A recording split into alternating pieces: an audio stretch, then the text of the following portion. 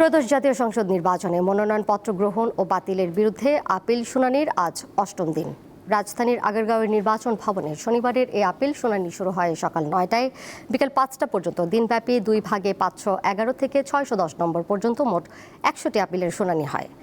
আগামীকাল শেষ দিনের শুনানির মাধ্যমে মোট ৬৪৫টি আপিল নিষ্পত্তি করা হবে। শুনানিতে আসা প্রার্থীদের মধ্যে এখনও নির্বাচনের পরিবেশ, নিরাপত্তা এবং ইসির লেভেল প্লেইং ফিল্ড নিয়ে রয়েছে মিশ্র প্রতিক্রিয়া। সকালে ইসিতে গিয়ে মিথ্যা তথ্য ছড়ানো সহ বিভিন্ন হয়রানির অভিযোগ করেন বাংলাদেশ খেলাফত মজলিসের আমির মামুনুল হক। আমার একটা তারিখ মিস্টেক ছিল, আসলে এটা খুবই সিলি মিস্টেক। আমরা স্বীকার করে নিয়েছিলাম এবং দরখাস্ত দিয়েছিলাম। দস্তখতের মধ্যে ৮ জনের নাকি গরমিল পাওয়া গিয়েছিল। আজকে আমি আপিল আদালতে এই ৮ জনকে হাজির করেছি, তারা উপস্থিত ছিলেন। আপিল আদালত সন্তুষ্ট হয়ে আজকে আমার মনোনয়ন এলাও করেছে। আমাদের সভাপতি সাধারণ সম্পাদকের স্বাক্ষর মেলে নাই, যদিও এটা ওনাদের সার্ভেয়ারের আপডেটের কারণে এই ভুলটা হয়েছে। এটা ওনারা দেয় নাই, তখন আমরা বলা সত্ত্বেও রিটার্নিং অফিসাররা দেয় নাই। আমি গতকালও বলছি যে ওনারা চাচ্ছে না যে বাংলাদেশের কমিউনিস্ট পার্টি, বাংলাদেশের যারা জন্ম দিয়েছেন তারা নির্বাচন করুক। আমার নির্বাচন করার আগামীতে ইনশাল্লাহ অবৈধতা নেই। আমি বৈধভাবে হাঁটাজারি এবং বাইজিদ আংশিক থেকে আপনাদের সবাইকে নিয়ে আমি আগে চলতে চাই। রাজধানীর আগারগাঁও নির্বাচন কমিশন ভবনে রয়েছেন সহকর্মী শিউলি শবনম। সব শেষ তথ্য জানবো তার কাছ থেকে। শিউলি, শুনানির অষ্টম দিন, এখন পর্যন্ত কতজন প্রার্থিতা ফিরে পেলেন? নির্বাচনী পরিবেশ বা লেভেল প্লেইং ফিল্ড নিয়ে তো অনেক প্রার্থীদের মধ্যে মিশ্র প্রতিক্রিয়া রয়েছে, কি বলছেন তারা, বিস্তারিত জানাবেন।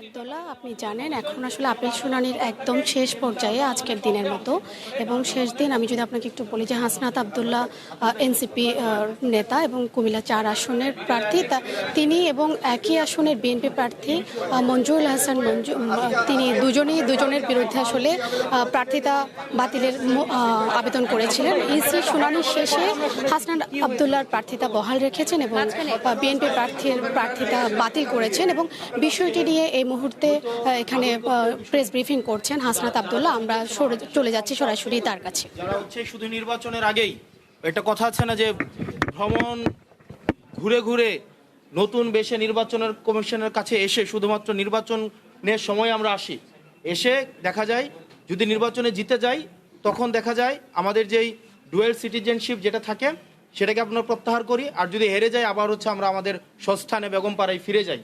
এই প্রবণতাটা কিন্তু আমাদের অনেকের মধ্যেই আছে।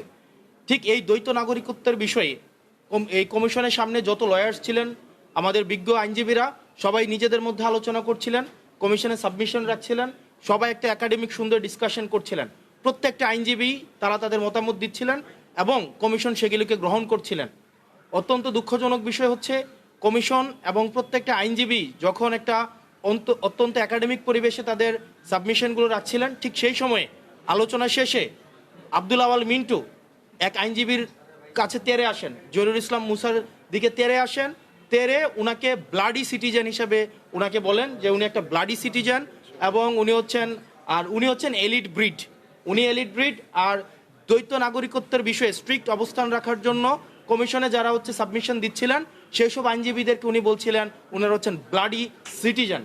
তো সেই জায়গাটিতে আমরা প্রতিবাদ করি।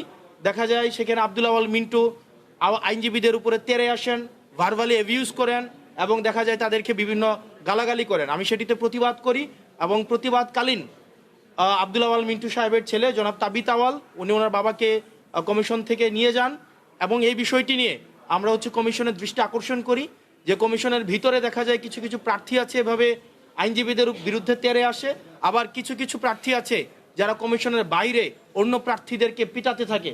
এখন কমিশনের সামনে যদি এই ধরনের অবস্থা চলতে থাকে, কমিশনের ভিতরে যদি এই অবস্থা চলতে থাকে, যারা নির্বাচন করে তাদের নিরাপত্তার আসলে কি হবে?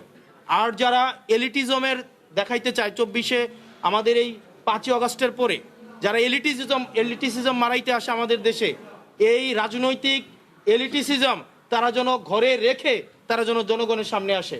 আপনি জনগণকে ব্লাডি সিটিজেন বলবেন, আবার ভোটের জন্য এই ব্লাডি সিটিজেনের কাছে যাবেন, এই ধরনের দ্বিচারিতা আমরা জনগণ সহ্য করব না। সকল ধরনের পলিটিক্যাল এলিটিসিজম 5ই এই অগাস্টের পরে আমাদের 24 পরবর্তী বাংলাদেশে এই পলিটিক্যাল এলিটিসিজমের বিরুদ্ধে আমাদের এই লড়াইটা ছিল। সুতরাং আব্দুল আওয়াল মিন্টুদের মতো যারা বিদেশে টাকা পাচার করে, যারা বিদেশে থাকে এবং যারা মেনটেইন করে, অর্থাৎ আওয়ামী লীগের সাথে আত্মীয়তা করে, বিভিন্ন বিজনেস করে, স্বরাষ্ট্র মন্ত্রণালয়ে নিজের ওই পরিবারের বিভিন্ন বিজনেস টিকায় রাখে, শেখ রাহানার সাথে যারা বিজনেস করে, এই তাদের পলিটিক্যাল এলিটিসিজম যখন মারাইতে আসবে, আমাদের এই সিভিলিয়ানদেরকে যখন বলবে আমরা হচ্ছে ব্লাডি সিটিজেন, সেটা হচ্ছে প্রত্যেকটা নাগরিককে, প্রত্যেকটা যারা ভোটার রয়েছে তাদের প্রত্যেকের মানহানি করে। এবং সেটির জন্য আমরা কমিশনের দৃষ্টি আকর্ষণ করেছি যে কমিশন যেন তাকে ওয়ার্নিং দেয় এবং এই ধরনের আচরণের জন্য পুনরাবৃত্তি না ঘটে। এবং আব্দুল আওয়াল মিন্টু মতো যারা আছেন, আপনাদের মতো যারা আছেন, যারা হচ্ছেন এলিট ব্রিড, আপনারা কোন মুখে আমাদেরকে ব্লাডি সিটিজেন বলে কোন মুখে আবার গরিবদের কাছে ভোট চাইতে যাবেন?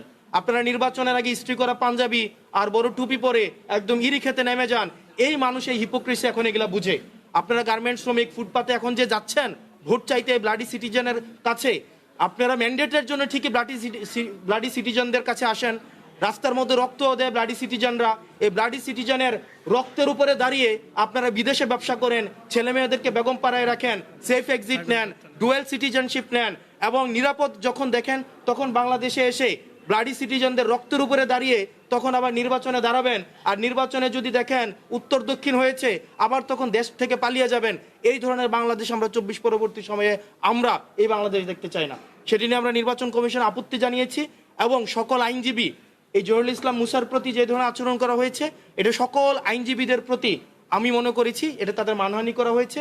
এবং কমিশনের মধ্যেই সকল পক্ষের আইনজীবী, শুধুমাত্র যে জহুরুল ইসলাম মুসা না, সকল পক্ষের আইনজীবী, এখানে বিএনপি পন্থী বা অন্যান্য যেই আইনজীবীরা ছিলেন সবাই সেটা এই আব্দুল আওয়াল মিন্টুর আচরণে আহত হয়েছেন এবং তারাও সেখানে ইনস্ট্যান্ট তারা প্রতিবাদ জানিয়েছেন। এখন আমরা কমিশনের দৃষ্টিতে এটি এনেছি এবং এই ঘটনার পুনরাবৃত্তি যেন বাংলাদেশে না ঘটে, এই পলিটিক্যাল এলিটিসিজমের নিপাত অবশ্যই ঘটতে হবে। তারা তাদের মনোজগৎকে চেঞ্জ করতে হবে। এই 24 পরবর্তী বাংলাদেশে এসে 24 পূর্ববর্তী এলিটিসিজমের রাজনীতি যদি তারা করতে চায় তাহলে এই সিভিলিয়ান, এই ব্লাডি সিভিলিয়ানরাই তাদেরকে প্রত্যাখ্যান করবে। কমিশনের দৃষ্টি আকর্ষণ করেছেন, আস্থা আছে কিনা কমিশনের উপর? কমিশনের কাছে আমরা দৃষ্টি আকর্ষণ করেছি, আমরা বলেছি যে একটা রুলিং জারি করতে, কিন্তু তারা কোনো রুলিং জারি করেনি। একটা অনেকটা এরকম যে তারা জাস্ট একটা এড়িয়ে গিয়েছে বিষয়টা। তবে কমিশন উপস্থিত যারা আইনজীবী ছিলেন, আইনজীবীদের প্রতি কৃতজ্ঞতা জানাই, কারণ প্রত্যেকটা আইনজীবী তখন এই বিষয়টিকে প্রতিবাদ জানিয়েছে দলমতের ঊর্ধ্বে উঠে। কারণ এটা আইনজীবীদের পেশাগত জায়গা থেকে আমি মনে করেছি এটা মানহানি হয়েছে। ভাই, আপনারা শুনে একটু কথা বলি যে আপনাদের আপিলের কারণে আজকে তার মনোনয়ন অবৈধ ঘোষণা করা হলো। এর আগে এত ঋণখেলাপি এবং হলফনামায় মিথ্যা তথ্য থাকার পরও তার মনোনয়নটি যাচাই বাছাইয়ের মধ্য দিয়ে বৈধতা কিভাবে পায় বা যাচাই বাছাই প্রক্রিয়া নিয়ে কোনো প্রশ্ন থেকে যায় কিনা? আমরা সেদিনই আপনারা দেখেছেন রিটার্নিং অফিসারের কার্যালয়ে আমরা প্রায় 1 ঘন্টার আমরা সাবমিশন রেখেছিলাম এবং সেখানেও কিন্তু আমরা এই বিষয়গুলো নিয়ে বলেছিলাম যে আমরা যদি ল এক্সিস্ট করে তাহলে সেক্ষেত্রে উনি বিভিন্ন সময় ওনার প্রিভিয়াস হিস্ট্রিও আছে। উনি 2008 একই ঘটনা করার চেষ্টা করেছিলেন, 2018 একই ঘটনা করার চেষ্টা করেছিলেন, 24-এর ইলেকশনেও উনি যেটা 7ই জানুয়ারির যে আমিডামি নির্বাচন হয়েছে সেখানেও উনি প্রার্থী হওয়ার মনোবাসনা করেছিলেন। সেজন্য ওনার বাড়ি বিক্রি করে কিছু টাকা উনি পরিশোধ করেছিলেন। আবার অর্থাৎ নির্বাচনের যখন সিজন আসে, নির্বাচনের সিজন আসলে ওনার যেই মনে হয় যে ওনার কিছু টাকা দিতে হবে বা কোর্টকে ম্যানেজ করার, এই বিষয়গুলো আমরা তখনই এনেছিলাম, কিন্তু তখন আমলে নেইনি। দর্শক, কুমিল্লা 4 আসনে এনসিপির প্রার্থী হাসনাত আবদুল্লার প্রার্থিতা বহাল রয়েছে, তবে তিনি নির্বাচন কেন্দ্রিক কিছু বিষয় নিয়ে নির্বাচন কমিশনের কাছে আপত্তি জানালেন, সেটি আমরা সরাসরি দেখছিলাম।